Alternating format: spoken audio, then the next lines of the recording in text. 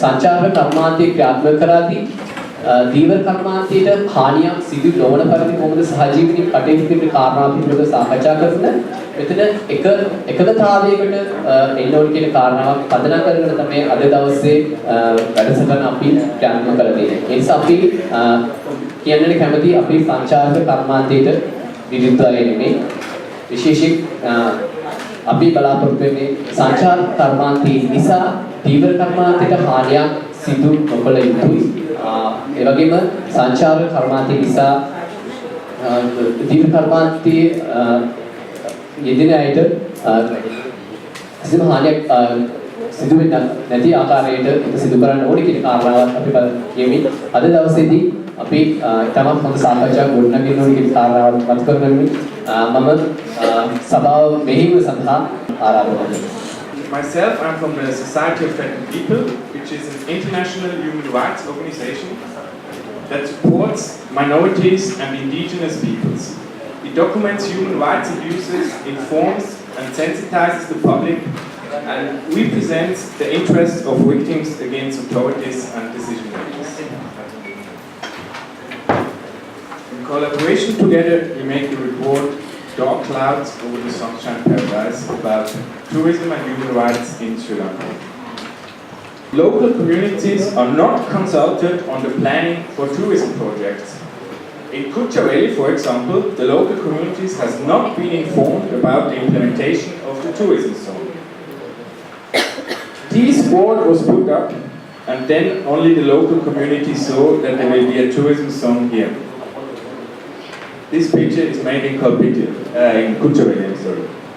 Next key finding, hotel and resorts block access to the sea, was massively encroaching on the livelihood of local fishermen. In Kalpuda, it's close to Pasikuda, the fishermen have lost almost all access to the sea. They face an increased risk to lose their livelihood. මේ තත්වයන් අපි කතා කරන දේවල් නෙමෙයි සමහර විට මේ සභාවල කියන දේවල් නෙමෙයි වෙන්න පුළුවන් අවසානයේදී බොහොම පහළ භූමියේ යථාර්ථය.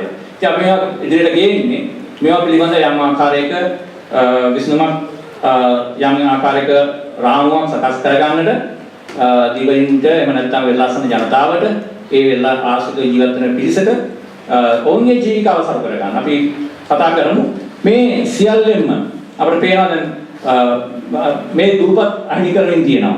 එක පැත්තකින් භූමි සහෝදරයා කිව් විදිහට නාවික හමුදාව හෝ එහෙම නැත්නම් ගුවන් හමුදාව හෝ ඒ භූමිය අත්පත් කරගන්න. අපි දන්නවා පාන වෙලා තියෙන දේ. පානම ගුවන් හමුදාවෙහි සංචාරක හෝටල් ගන්නවා. කල්පිටියේ නාවික හමුදාව මේ ඉඩම් අත්පත් කරගන්නවා. මුල්ලිකුලම් වල ඒ නාවික හමුදාව ඉඩම් අත්පත් කරගන්නවා. අපි කියන්නේ සංචාරක කර්මාන්තයේ මුළුමනින් පැත්තකට තල්ලු කරන්න කියලා නෑ. අපි ඉල්ලන්නේ සංචාරක කර්මාන්තය දිනු කරන්න. හැබැයි අමතක කරන්න එපා මේ රටේ මිනිස්සුන්ට කන්න දෙන්නේ වෙලාසන ගොවියෝ, වෙලාසන දීවරයෝ නැත්නම් රටේ ගොවියෝ දීවරයෝ. ඕනිය ඇතින් අහිමි කරන්නට කිසිසේත් පියවර ගන්න එපා කියන කාරණේ අපි රජයන්ට අවධාරණය කරනවා. ඒ වගේම අපිට අවශ්‍යයි මේ සියල්ල මැද්දේ මේ දෙගොල්ල සහජීවීන් ජීවත් වීම සඳහා රාමුවක් සකස් කරන්න. අපිට දැන් අද එන්න වෙලා තියෙනවා. ඉතින් අපි කියන්නේ අපේ සාකච්ඡාවේදී අපි බලාපොරොත්තු වෙනවා සංචාරක හෝටල් ව්‍යාපාරිකයින්ගෙන් ඒ වගේම අපි අපේක්ෂා කරනවා අපේ අවාසනාවල සංචාරක හෝටල් සංචාරක කර්මාන්තයට අදාළව සංචාරක අමාත්‍යාංශයේ නිලධාරි මහත්තුන් කවුරුත් මෙතන නැහැ. නමුත් අපිට වාක්‍යුත් පිරිසක් වැදගත් සභාවක් මෙතන තියෙනවා. විවිධ ආකාරයේ නියෝජනයන් මෙතන තියෙනවා. මේකේ පීඩාවන්ත ජනතාව ඉන්නවා, සීල කණ්ඩායම් ඉන්නවා. මේ සියල්ල එකතු වෙලා යම් ආකාරයකින් එකඟතාවයකට එමු. අපි කොහොමද අලුත් පාලනයට දේවල් මිනිසුන්ගේ අයිතීන් ආරක්ෂා කරන, මානවිකම් ආරක්ෂා කරන, ජීවමාර්ග ආරක්ෂා කරන ක්‍රියාකාරීත්වයකට යන්නේ කියලා මේක තමයි මේ සංවාදයේ අපේ අරමුණ වෙන්නේ. අපි කියන්නේ සංචාරක කර්මාන්තයේ මුළුමනින් පැත්තකට තල්ලු කරන්න කියලා නෑ. අපි ඉල්ලන්නේ සංචාරක කර්මාන්තය දිනු කරන්න. හැබැයි අමතක කරන්න එපා මේ රටේ මිනිස්සුන්ට කන්න දෙන්නේ වෙලාසන ගොවියෝ, වෙලාසන දීවරයෝ නැත්නම් රටේ ගොවියෝ දීවරයෝ. ඕනිය ඇතින් අහිමි කරන්නට කිසිසේත් පියවර ගන්න එපා කියන කාරණේ අපි රජයන්ට අවධාරණය කරනවා. ඒ වගේම අපිට අවශ්‍යයි මේ සියල්ල මැද්දේ මේ දෙගොල්ල සහජීවීන් ජීවත් වීම සඳහා රාමුවක් සකස් කරන්න. අපිට දැන් අද එන්න වෙලා තියෙනවා. ඉතින් අපි කියන්නේ අපේ සාකච්ඡාවේදී අපි බලාපොරොත්තු වෙනවා සංචාරක හෝටල් ව්‍යාපාරිකයින්ගෙන් ඒ වගේම අපි අපේක්ෂා කරනවා අපේ අවාසනාවල සංචාරක හෝටල් සංචාරක කර්මාන්තයට අදාළව සංචාරක අමාත්‍යාංශයේ නිලධාරි මහත්තුන් කවුරුත් මෙතන නැහැ. නමුත් අපිට වකීල් පිරිසක් වැදගත් සභාවක් මෙතන තියෙනවා. විවිධ ආකාරයේ නියෝජනයන් මෙතන තියෙනවා. මේකේ පීඩාවන්ත ජනතාව ඉන්නවා, සීල කණ්ඩායම ඉන්නවා. මේ සියල්ල එකතු වෙලා යම් ආකාරයකින් එකඟතාවයකට එමු. අපි කොහොමද අලුත් පාලනයට දේවල් මිනිසුන්ගේ අයිතීන් ආරක්ෂා කරන, මානවිකම් ආරක්ෂා කරන, ජීවමාර්ග ආරක්ෂා කරන ක්‍රියාකාරීත්වයකට යන්නේ කියලා මේක තමයි මේ සංවාදය අපේ අරමුණ වෙන්නේ. දැන් අපි මේ වාර්තාවේ සාරාංශයක් සොයා ගැනීම පිළිබඳව අපි දැනුවත් වුණා. එතකොට අත වශයෙන් ඔබ දන්නවා මේ වෙරළ එතකොට දීවර කර්මාන්තය එතකොට ඒ වගේම සංචාරක කර්මාන්තය පිළිබඳව ප්‍රධාන වශයෙන් වැදගත් වෙන රාජ්‍ය ආයතන කීපයක් තියෙනවා. එකක් තමයි ඒ දීවර අමාත්‍යාංශය. එතකොට ඒ වගේම වෙරළ සංරක්ෂණ දෙපාර්තමේන්තුව. එතකොට ඒ වගේම සංචාරක කර්මාන්තය. අත වශයෙන් අද දීවර මහත්තුන්ට ඒ වගේම සංචාරක කුඩා සංචාරක කටයුතු වලට ඇති වී තිබෙන විශාලම විමහත් තර්ජනයක් තමයි වර්ග කාර්යය. අපි මම හිතනවා ඒ ගැන සාකච්ඡා කරන්න ඕනේ.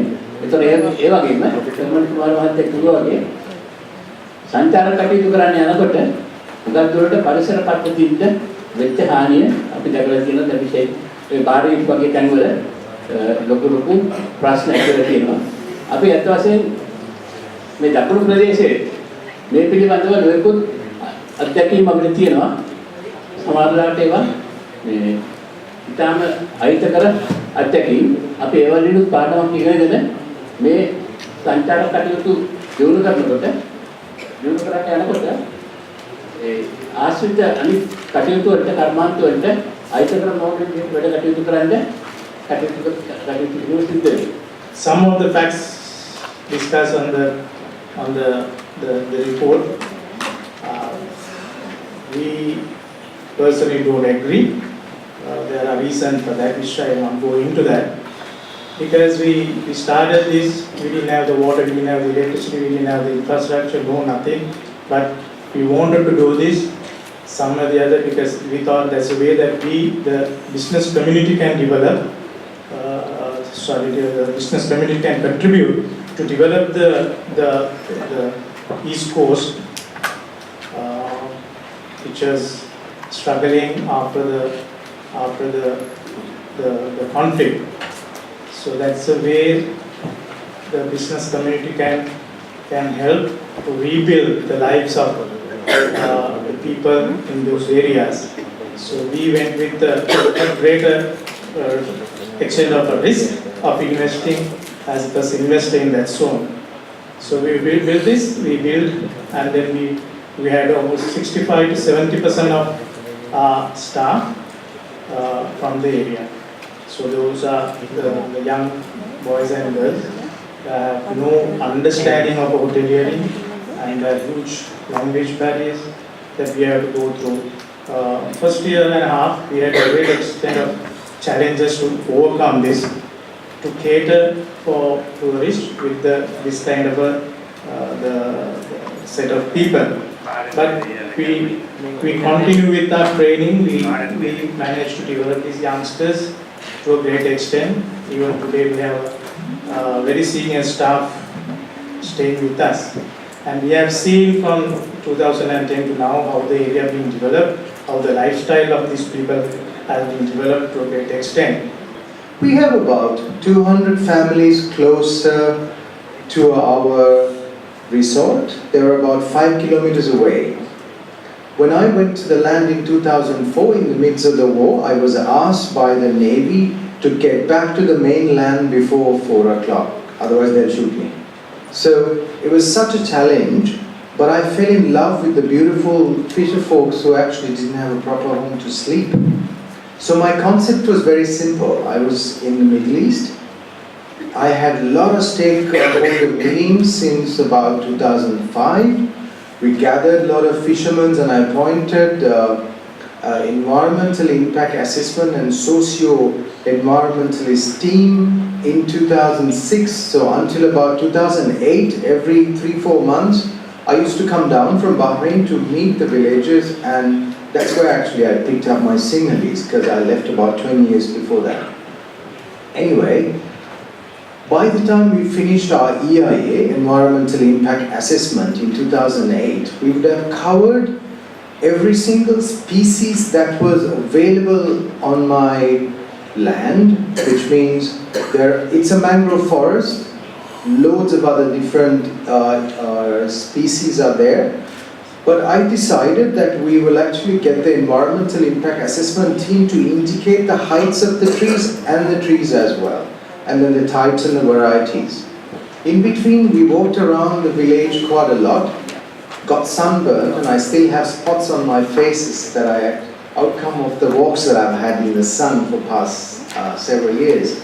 In any case, by the time we finished the EIA, we've actually had a lot of stakeholder meetings with the villagers, the fisher folks, and the Pradeshi Sabha, divisional secretaries, and the socio consultants in that area. I first went to Kalpidia Lokohamduro, and he's a prominent character. Unfortunately, he's not in that area yet. I think he's actually in the area of Norakcholi now. I got Lokohamduro's approval to do this project and blessings, because I'm a very religious person. And went into Father Nelson, who was actually the leader of the Christians in that area. Got Father Nelson's approval on that as well. I haven't even been to the government to submit my application. What happened was I actually got the approval from the religious leaders, because it is pivotal that we actually incorporate the Buddhists and the Hindus and the Christian leaders, religious leaders, actually blessing first, because they are the representative of the people of that area. ඒ වගේම තමයි ඉලිපන්දු දූපතේ ඉන්න ජීවන ජනතාවගේ ඒ ප්‍රදේශයේ ජීවත් ජනතාවගේ ඒ ඉඩම් අයිතිය පිළිබඳව ලොකු ගැටලුවක් මතුවලා තියෙනවා. ඒ වගේම ජනසේපුර ගම්මානයේ පවුල් 180ක් ජීවත් වෙනවා වසර 25ක් සිට ඒ ජීවන ජනතාවගේ ඉඩම් වල අයිතිය මේ වෙනකන් ලබා දීලා නැහැ. මේ වෙද්දී ඒ ආශ්‍රිතව සංචාරක ව්‍යාපාර හෝටල් ගහන්න ආරම්භ කරලා තියෙනවා. ඒ නිසා අපිට ගැටලුවක් තියෙනවා මේ හේතු නිසා මේ ඉඩම් අයිතිය ලබා දීම ප්‍රමාද කරගෙන යන්නේ කියලා.